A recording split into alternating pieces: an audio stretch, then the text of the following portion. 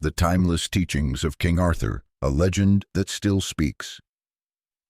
What if the greatest wisdom of our age came not from the future but from a sword in a stone?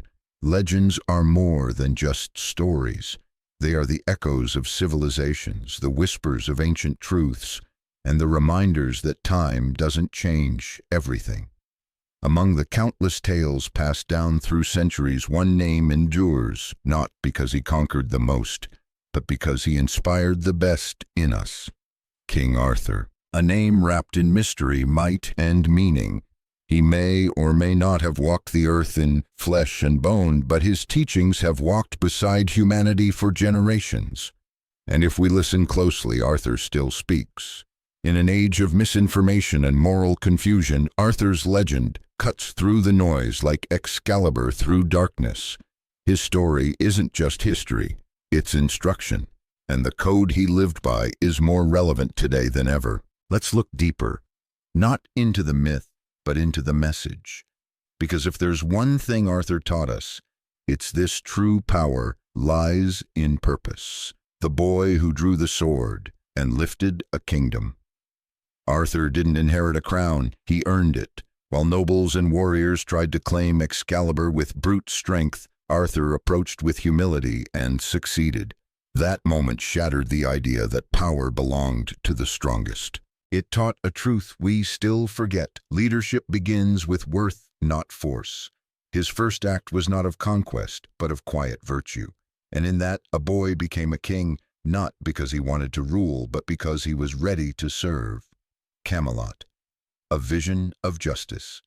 Arthur's kingdom wasn't built on fear, it was built on fairness. Camelot symbolized more than a place, it was a promise.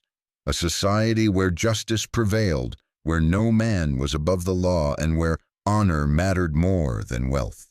At the center stood the Round Table, a circle with no head. No seat was superior. It was a radical message in a world obsessed with hierarchy. Every voice matters. Would modern leadership dare follow that model today? The code of chivalry, a moral compass for all time. Power without principle is just tyranny in disguise. Arthur's rule wasn't just military, it was moral. His knights lived by a code: chivalry, honor, loyalty, compassion, justice. These weren't aspirations, they were expectations. To wear the armor was to carry a burden, to protect the weak, speak the truth, and act with dignity even in the face of death. Today, we measure greatness by results. Arthur reminds us to measure it by character. Merlin, the power of a teacher. Behind every great king is a mind that taught him how to become one. Merlin wasn't just a wizard, he was a guide, a mentor, a guardian of values. He didn't hand Arthur the crown, he handed him perspective. He taught him that kingship was not a prize, but a path, and that wisdom is more powerful than any spell. In an age where noise drowns knowledge, Arthur and Merlin remind us that mentorship is a magic we still need. Excalibur, not just a weapon, but a warning. The mightiest sword in legend wasn't forged to kill, but to teach its bearer how to live. Excalibur was no ordinary blade. In Arthur's hands, it wasn't a symbol of domination, it was a reminder. A reminder that power is a sacred trust, that the right to lead comes with the duty to serve, that the hand which holds the sword must also hold restraint. True leadership knows when to strike and when to stay still. Lancelot, Guinevere, and the test of the heart. Even kings can bleed. Even heroes can break. Arthur's greatest challenge didn't come from war, it came from love. When Guinevere and Lancelot, his queen and most trusted knight, fell in love, it broke more than hearts. It shattered trust. But Arthur didn't rule with vengeance, he grieved with grace. He chose sorrow over tyranny. And in doing so, he proved this: forgiveness is a greater test of strength than victory. The quest for the Holy Grail, purpose over power. When power fades, only purpose remains. The Grail wasn't gold, it was grace. It represented a truth beyond titles. The knights who sought it didn't chase riches, they pursued meaning. The Grail tested faith. It demanded purity. And it rewarded only those who had grown in soul, not just strength. In a world obsessed with outcomes, Arthur teaches us that the journey to become worthy is the real destination. Mordred and the fall, but not the end. Legends may fall, but ideals, they rise again. Arthur's end came not by foreign invaders, but by his own son Mordred. The betrayal cut deep, the final battle was bitter, but even in defeat Arthur's greatness endured, because he didn't die with vengeance on his lips. He died protecting his people, and that made his fall not a tragedy but a sacrifice. The Isle of Avalon and the promise of return. True legends don't end, they wait. Arthur was taken to Avalon not to die, but to rest, to heal, to one day return when the world needs him most. It's not about resurrection, it's about hope. The idea that justice once buried can rise again, that values once forgotten can be remembered, that goodness never dies, it only sleeps. And when we need it most, Arthur will rise. Why we keep retelling the legend? We don't preserve the past, we awaken it. Arthur's story isn't ancient, it's alive. We tell it again and again, not because we're nostalgic, but because we're searching. For meaning, for morality, for a symbol of how to be better in a world too content with worse. Each generation writes its own Camelot, faces its own Mordred, and searches for its own Grail. And through it all, Arthur whispers, lead with courage, love with honesty, rule with justice, and above all, be worthy. Conclusion: you are the sword in the stone. The world doesn't need another ruler, it needs you to rise. What if the sword in the stone is not a relic, but a question to each of us? Will you choose comfort or character? Will you be passive or purposeful? Arthur didn't wait for permission. He didn't need perfection. He only needed conviction. And now the choice is yours. To build your own round table of fairness, to lift your own Excalibur of truth, to live not to dominate but to inspire. Because in the end, you don't need to be a legend to live like one. Arthurian values in today's leaders. The truest leaders are not those who stand above, but those who lift others up. Imagine if world leaders governed like Arthur did, not with fear, but with fairness. Not through manipulation, but through mission. The qualities that defined Arthur are not locked in the past. They are deeply needed now. Integrity, vision, self-sacrifice. The courage to do what is right, even when unpopular. Arthur didn't just fight battles, he fought for meaning. He built a society where voice mattered more than status. In today's institutions, political, corporate, educational, we still yearn for that kind of clarity, that kind of courage. We are tired of empty rhetoric. We crave leaders who serve more than they speak. Arthur's Round Table was radical because it was inclusive. The best idea, not the loudest voice, won. That's a lesson many leaders today still struggle to learn. Camelot as a mirror of our inner world.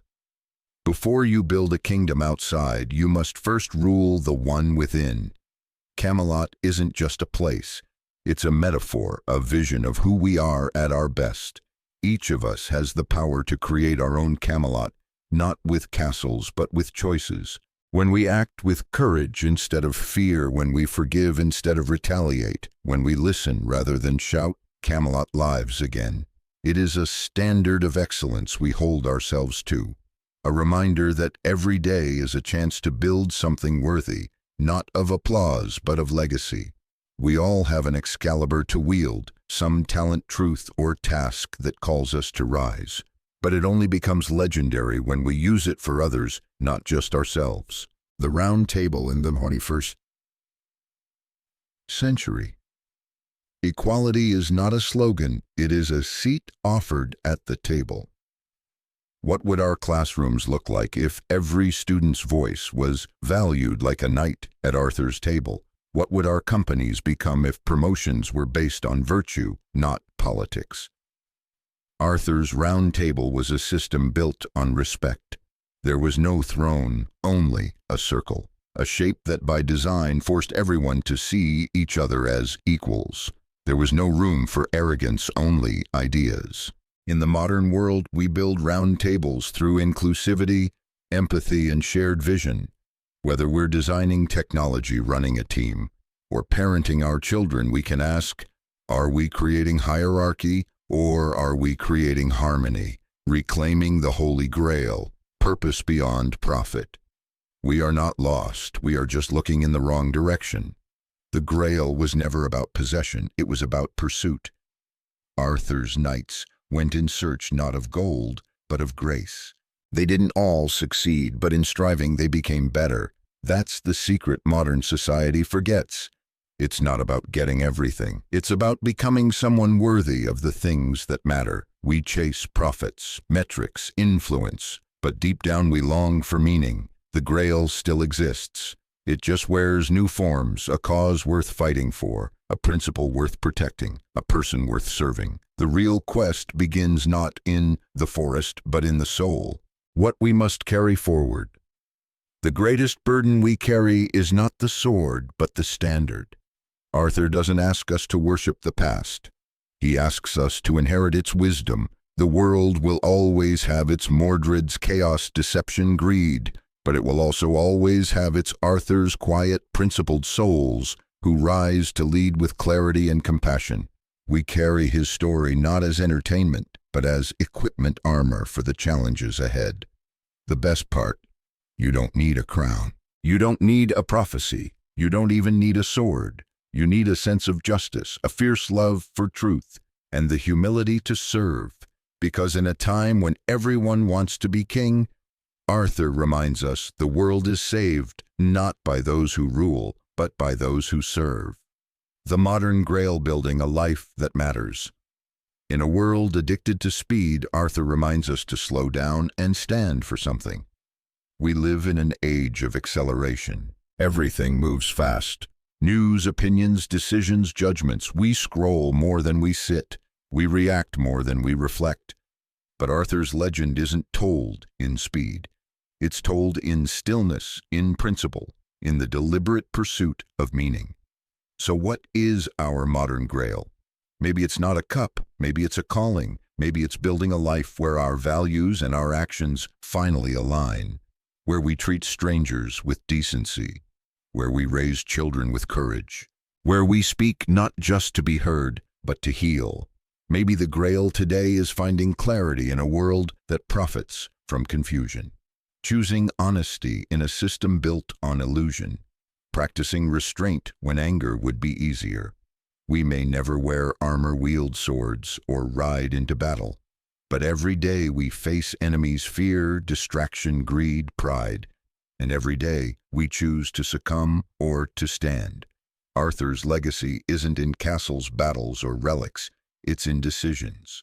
It's in the teacher who believes in a student no one else sees, the leader who listens instead of lectures, the citizen who speaks out when silence would be safer, the parent who sacrifices quietly daily, the friend who forgives, the stranger who shows compassion. Each of these is a brushstroke in the portrait of Camelot, and maybe, just maybe, that's where Arthur lives now, not in the past, but in us.